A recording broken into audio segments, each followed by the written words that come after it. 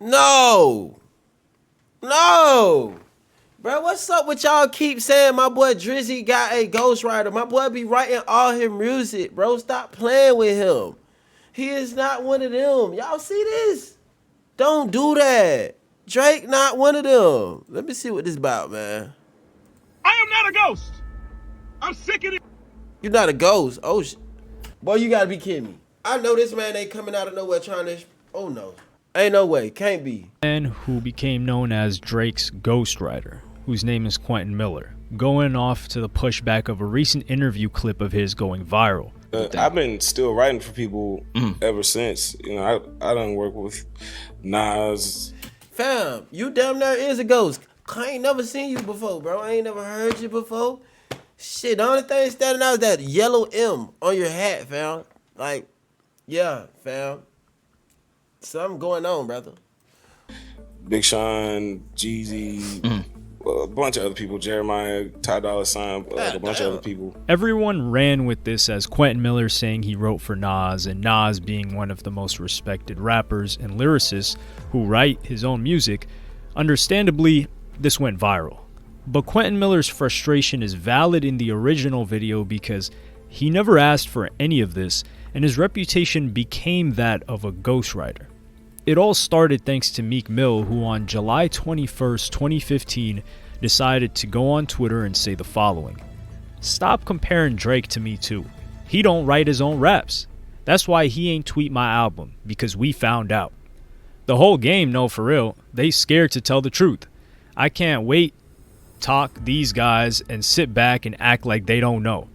He ain't even write that verse on my album, and if I woulda knew, I woulda took it off my album. I don't trick my fans, LOL." Meek Mill is referring to Drake's verse on his song Rico for his album Dreams Worth More Than Money that released several weeks earlier, a reference track which was also released around this time after Meek Mill's tweets with Quentin Miller performing the Rico verse.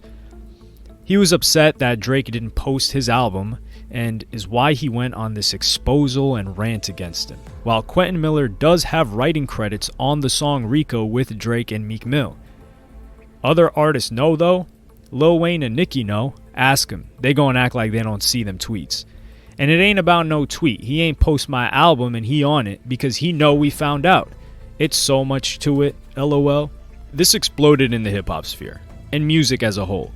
People weren't sure what to believe as Drake was the biggest rapper and most respected for his pen and writing his own raps. So when this information comes out, it's the subject of conversation. Meek Mill would go on to name drop Quentin Miller on Twitter, who had writing credits on Drake's If You're Reading This It's Too Late album. The first person on Drake's end to respond was Noah 40 Shabib, also known as OVO 40, Drake's main producer, saying the following: "No one can question my involvement in Drake's career. We've come a long way together. So let me start by putting something into perspective. I can count the hours that myself and Drake have spent writing, producing, and recording music. Let's just say 5,000 hours. Why you giving me vibes? Somebody done paid you to say that, bro. Like, you being a little bit too specific, brother. 5,000 hours?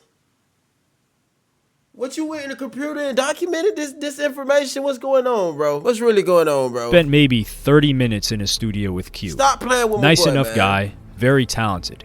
If you're asking if Q," he's referencing Quentin Miller, "contributed to If You're Reading This," the answer is yes. You can also read that in the credits.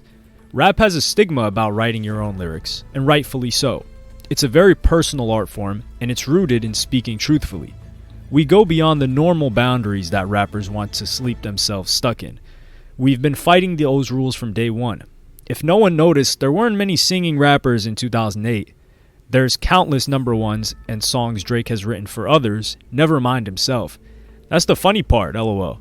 So if That is a part of the game, though. You feel me? Some people write for other folks, and let's be real now. Lil Yachty wrote the City Girl song, bro. Let's be real. It happens. someone wants to be upset that Drake made a great album, go for it. Get mad all day. But don't ever question my brother's pen. So even Drake's producer admitted that Quentin had written and worked with Drake. This put a spotlight that other writers never get shown on them. And there was a lot of pressure for Quentin Miller to say something to the public. He had been credited, those weren't hidden, but nobody really... Quentin, this why your ass is not rapping for yourself. You be keep wearing these stupid hats. I mean, that's not a stupid hat, but it's like, why you always wearing a hat though, bro? Come on, man. Why? Then you got an M on one of them. Now you got LA on one of them. What you finna have? An X on the next one, fam? Like, what's up with you, bro? Looks for the credits, or looks deep enough to find recurring names and notice patterns. And especially not after Funkmaster Flex leaks a reference track for the song 10 Bands with Quentin Miller performing it. That's something rap fans never really heard. And hearing that is much different from just seeing someone in the writing credits. But Quentin Miller would respond saying the following. Winter 2014. I was just another guy working a job he hated with a passion for music, and somehow found myself on the phone with one of my idols. I told him I worked in a bakery, and his exact words were, "F that, you're destined for greatness." Hearing that from someone that I've been studying since 2009, bar for bar, there's no way to describe that. Most of the project was done before I came in the picture. I remember him playing it for me for the first time thinking, why am I here? Like, what does he need me for? The answer is nothing. I watched this man piece together words in front of me. I watched him write and replace bars 2 to 3 at a time on 6 p.m. in New York. I witnessed him light up, go in and freestyle Madonna. I took notes from the best in the game. I remember him showing me the thank you notes in New York before the album dropped, showing me the QM, telling me they put me on the credits. Ghostwriter? He attached my name to something that touched the world. When nobody would pay attention, Drake saw something in me and reached out. Of all people, Drizzy. Look at that. It's like, bro, folks would say anything to shine some type of bad light. And, you know, we all know Meek Mill and Drake was going at it at the time. But this man isn't technically a ghostwriter. He's a credited writer. He's not a ghost. You know, he just like to wear a lot of hats that stand out more than him. Other than that, he's a good dude. Artists in exact opposite spaces in their career. We came together and made something special. I am not and never will be a ghostwriter for Drake. I'm proud to say that we've collaborated, but I could never take credit for anything other than the few songs we worked on together. That's all I have to say on it. Back to this 1317 stuff. You could tell just from this response that Quentin Miller had no intention of this becoming a huge thing and was dragged into it by an emotional Meek Mill at the time, and now he was trying to tell the truth for Drake, so he also knows that this wasn't something he leaked or wanted out there. But the damage was already done. This ignited the biggest commercial rap beef of the decade between Meek and Drake, with diss tracks sent back and forth, an embarrassing loss for Meek Mill in more ways than one. During this course of the embarrassment though, in March of 2016, Meek Mill and his crew ran into Mac Miller, and a couple of events happened. The story as told by Quentin Miller goes like this. He was going to the Nike store on Wilshire in Los Angeles, and when he was pulling up in the Uber, he saw a lot of paparazzi. When he stepped out of the car, he was moving his head to look around who it was, and he saw and locked eyes with Meek Mill. Oh, One of Meek Mill's entourage waved Quentin Miller over, Oh. and he didn't want any part of that. So he walked into the Nike store, where they followed him inside. To preface this, Meek Mill wanted Quentin Miller to get on video and say that he wrote the record for Drake. Oh, When man. Quentin didn't want to do that and just said he helped on the songs he was credited in. Meek Mill talks to him, tells him that he's making him look crazy, and asks if he has any problems, to which Quentin Miller says no. And Meek Mill walks away, seemingly leaving him alone. But then Quentin Miller reveals some new information that people glossed over in that interview, where he says the following. I'm thinking we good. And then his mans came back in with the camera. I found out, and I don't know how true this is, but I found out that was a Nicki Minaj call. And if that's the case, Nicki sent the camera, dude with the camera in the store? That when Meek evaluated, you not a street dude, you not on that street, and they dipped. I heard when they went back to the car, it was Nicki that was like, nah. So not only did Meek Mill blow up Quentin Miller's spot and position as a writer, because he even admitted that after he got jumped, there was zero communication between Drake's team and Quentin Miller anymore. He ruined his biggest accomplishment and any future opportunities to work with Drake, as well as throwing him into the public eye when he didn't ask for it, and then jumping him on video. Quentin Miller would speak up again in mid-2018 when Drake released the song Duppy Freestyle, dissing Pusha T, where he raps, "And as for Q, man, I changed his life a couple times. Nigga was at Kroger working double time. Y'all acting like he made the boy when I was trying to help the guy." Which adds up to what Quentin himself said in his original statement. But Quentin responds with a tweet saying, "It was a Publix, actually." Quentin Miller was trying to release his own music during those years and somewhat faded into the shadows. Interestingly enough, eventually Meek Mill became cool with Drake again 3 years later from their original back and forth when they came together for the hit song Going Bad on his Championships album. What happened to Quentin Miller, though? In 2020, on the 5-year anniversary of If You're Reading This, It's Too Late, Quentin Miller would reflect and say the following. "So, a lot of people have been congratulating me and sending me messages and stuff about the 5-year anniversary of If You're Reading This and stuff.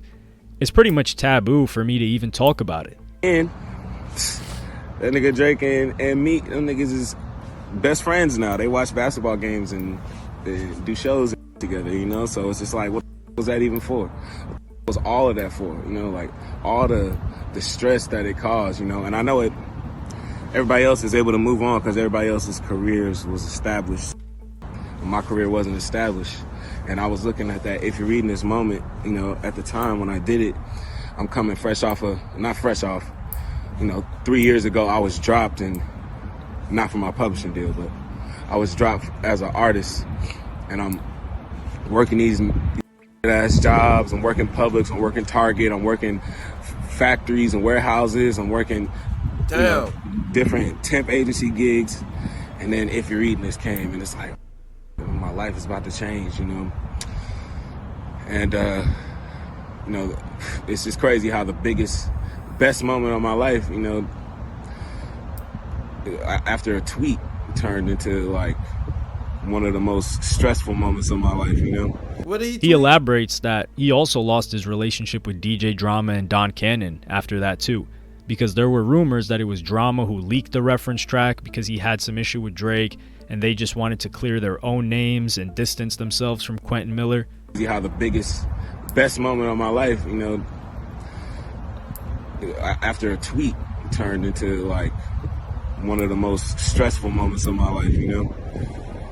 So, you know, I envy all the other producers, artists, writers, whatever involved that get to just look at it in a good light, because it wasn't a good light for me.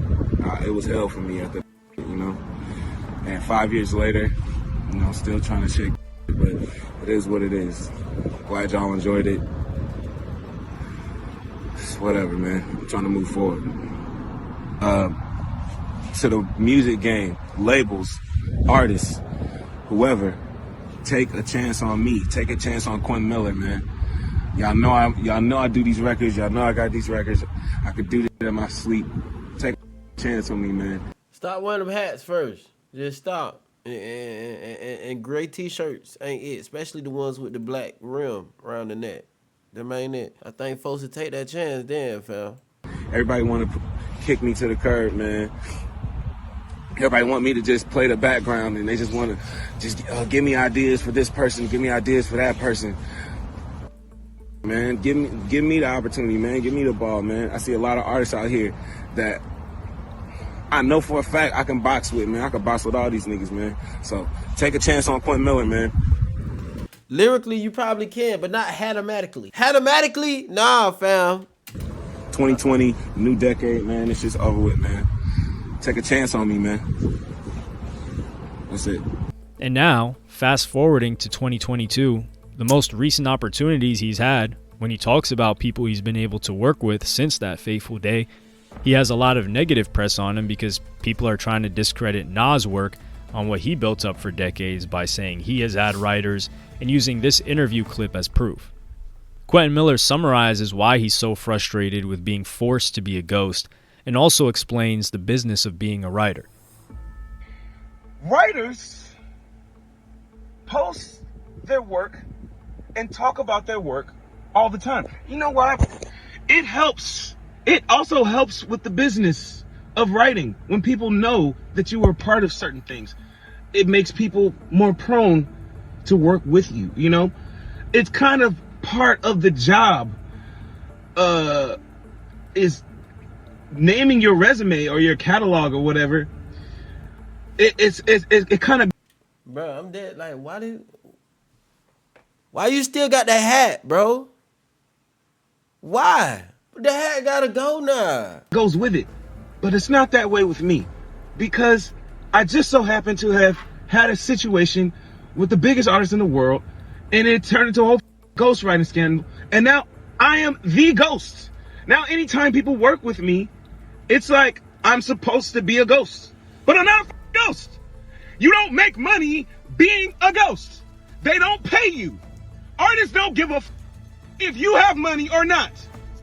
They do not pay you. So if you don't get paid, and you can't even get the clout from being a part of the to get opportunities to get paid, why would I want to be a ghost?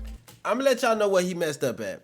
First off, he messed up trying to do interviews and stuff, like, in the situation. Just like he said, you see how Meek Mill and Drake ended up being cool and shit, and you still in the back, in the cut, begging for somebody to put you on their track and put your name in the title, you feel what I'm saying? When you had the chance to speak, you spoke. I mean, it's a good thing and it's a bad thing, because you should have used that little flame you had to go stupid. If I were you, I would have did both their ass. Both their ass would have got the juice. But you was over there trying to give all the credit. Oh, he put me a part of something that changed my life, and woo. Your life ain't changed, fam. You still out here rocking M hats. How many M hats you got? You feel me? You played yourself. I'm highly disappointed in you, fam. This makes perfect sense from both ends. If you're a massively popular rapper and you work with a writer, and you know if that writer posts that they work with you, you're going to get a lot of hate and it's going to go viral, you're most likely going to be less inclined to work with them. And also, for Quentin Miller's end, the majority of writers in the industry, Derek Milano is an example of a prominent writer.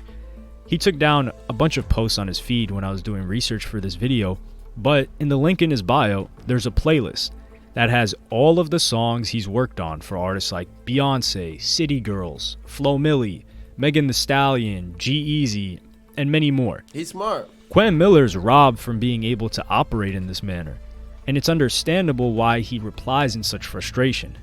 It's 2022. It's been 7 years. His reputation is still known as being Drake's ghostwriter when he was credited from the beginning. Meek Mill ruined this man's career and relationships with multiple people, gave him a scarlet letter he's had to wear since then, proceeded to jump him, and left him to fend for himself while he regained all of his relationships and more success since that day, when it was his own mistake to send out the tweets in the first place. That sucks, bro. Man. Now think about it. If you was thinking from the get-go, would this happen? Probably not. Now, ghostwriter, you made so many wrong decisions, it makes no sense. I think decisions should hit you across your face so you can make a better one. We all know by him coming to the light and speaking up on it, made Drake kind of look at him like, oh yeah, Jit chasing clout. Like, you feel what I'm saying? What's understood ain't got to be explained, fam. You feel me? Because if Drake would have been cool with it, I'm pretty sure he would have gave you more props, more credit, probably told people to go look at your work and all type of stuff. But nah, they wasn't feeling that, because when they was in the mix of their stuff, you was trying to get your little juice in, even though you was showing love. But still, you getting interviews and all that, bro. Just shut up, bro. Vibe. Stay in the cut, because technically you are a ghostwriter. Technically you supposed to be a ghost. Technically you supposed to be in the cut. But you chose to be in the spotlight, fam. And then once you got to that spotlight, you ain't do nothing with it but bought a couple hats, bro. Like, real talk. You was supposed to go ham. Shit, I would have made a whole song. Drake jumped me. Nicki was in the car. You already know. And you feel what I'm saying? You played yourself. Get it together, pimpin'. Let me know how y'all feel about this in the comments. I'm about done with that. Bring my bread right now. Bring my money, nigga. Bring my bread right now.